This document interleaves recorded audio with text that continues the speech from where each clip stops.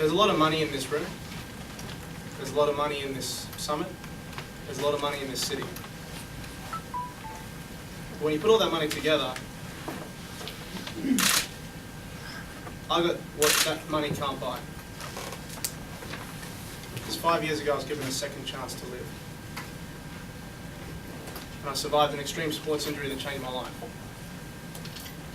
And through that journey, I got into running marathons.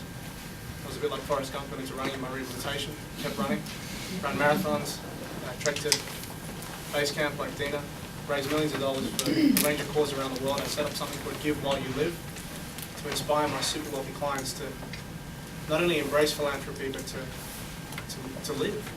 Because we only get one chance on this earth. And I believe with that one chance we have on this earth, we have to live a rich and meaningful life. We have to be the best people we can be. In the context of new investing for a new generation, just like we have to live a rich and meaningful and optimized life, we also have to optimize our portfolios. Because we live in the greatest time to be alive in the history of humankind. No other period in history have had the same tools and opportunities that we have right now. Access to information, technology, and the ability to travel. Nothing we can't do, nothing we can't know, nowhere we can't be. No other period in history have we optimized those three preconditions at the same time. But I'm glad that we've got lots of different colors and languages and cultures in this room, because the world's changing. Overlay that with the fact that literally half the world's population is industrializing, going from the 16th century to the 21st century in the blink of an eye. If you've got an idea, if you've got a business, if you've got an investment, no longer are you limited to your village, to your community, you can take it to the whole world. The world is your shop front now. And the opportunities to create super wealth, in my opinion, in the next 20 years will be greater than at any other time in history combined. Because you're only limited by what you set yourself. You're only limited by your dreams, not by anything else. And none of those preconditions are determined by wealth, gender, culture, ethnicity, country, or age. Everybody has access. Technology, information, and travel. Everybody has access. I think it's our duty to be rich, to live a rich and meaningful life. But being rich is more than just in finances. Being rich is our character, it's our culture, it's our values. What is our reason for being? What are we on this earth to do? Because making money is important. How we make it is even more important, and why we make it is even more important. Philanthropy and profit are not mutually exclusive. They drive each other. They're complementary. This zero-sum game in finance, winner takes all, profit, my profit is at your loss, is over. Right? It's over. Finance is about matching capital with ideas, and ideas with capital. Profit and philanthropy are complementary. They drive each other.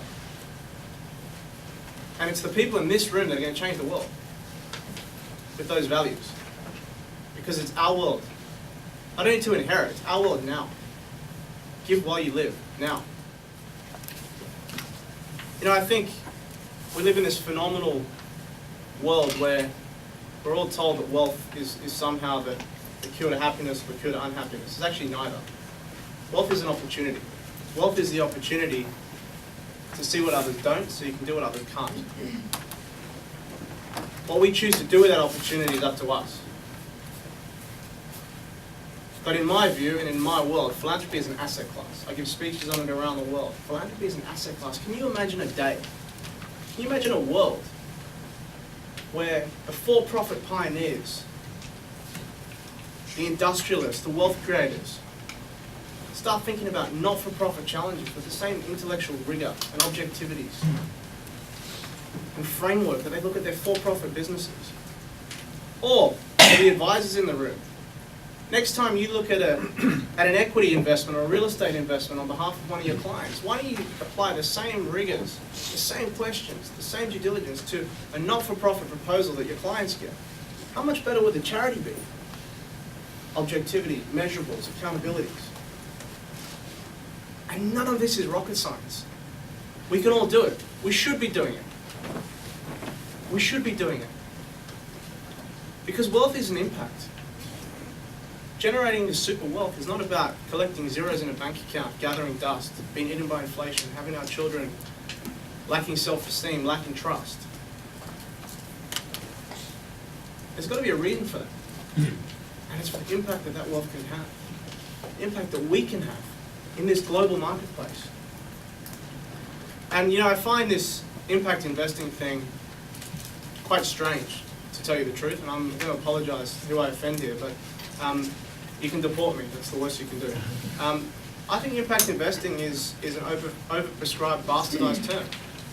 Because every investment should be for impact. I mean, if we thought about how we invested in Bank of America or ExxonMobil or Whole Foods or that water project in Liberia, about what impact we were having, the way we allocate capital would be vastly different. And the way the people managing that capital would think vastly differently. But again, it's our capital. What are we doing about it to make that accountability? It's our world. It's up to us to do something about it. This is our time. And remember, with capital, capital cometh and it goeth. And there are many people that are lucky enough to be inheritors, have a grandparent that was very successful, a parent that was very successful. Remember what your reason for being is, because their success is not necessarily your success. Define yourself, because that wealth can go just as easily.